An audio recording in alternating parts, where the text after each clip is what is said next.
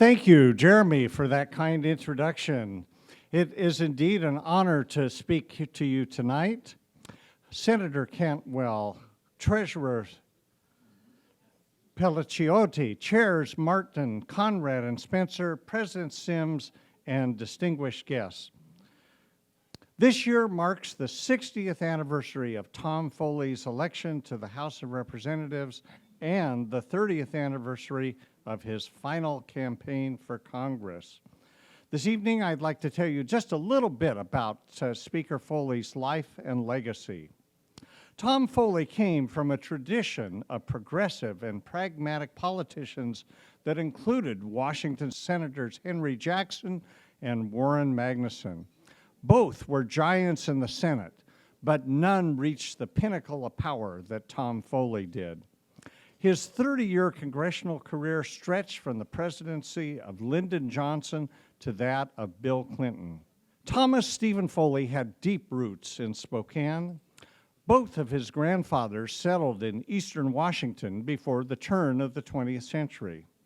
His father, Ralph Foley, was a Spokane County prosecutor and Superior Court judge. His mother, Helen, was a teacher. Tom graduated from Gonzaga High School and attended Gonzaga University for 2 years. In 1964, at the urging of Senator Henry Jackson, he ran for Congress and unseated an 11-term Republican incumbent. I first met Congressman Foley in the mid-1970s when he was the newly elected chair of the House Agricultural Committee. Although a lawyer by training, Foley had quickly become an expert on wheat prices and apple exports, which endeared him to a generation of farmers in this sprawling district. Foley once told me that in politics, it is better to be lucky than to be good, but he was both. A thoughtful legislator with a talented staff, Tom Foley was in the right place at the right time to rise in leadership of the House of Representatives. Of course, his wife and unpaid chief of staff, Heather, played a big part in his success. He was elected Speaker of the House in 1989 after Jim Wright of Texas resigned. His leadership was based on civility, collaboration, and compromise, words rarely used to describe the House today.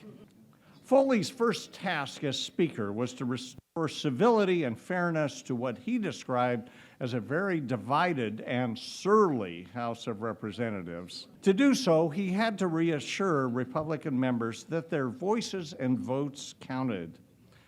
He declared, "My overwhelming desire is to return the House to an atmosphere of collegiality, comity, and respect."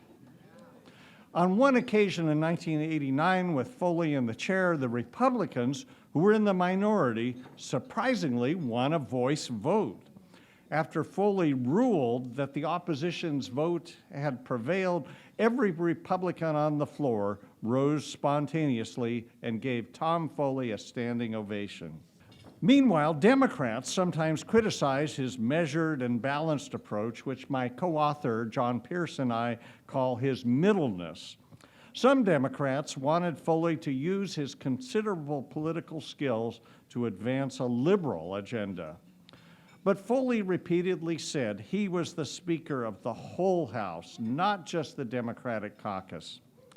Unfortunately, his tenure as Speaker was cut short by the Republican tidal wave of 1994. I think Foley's narrow loss that year was a blessing in disguise.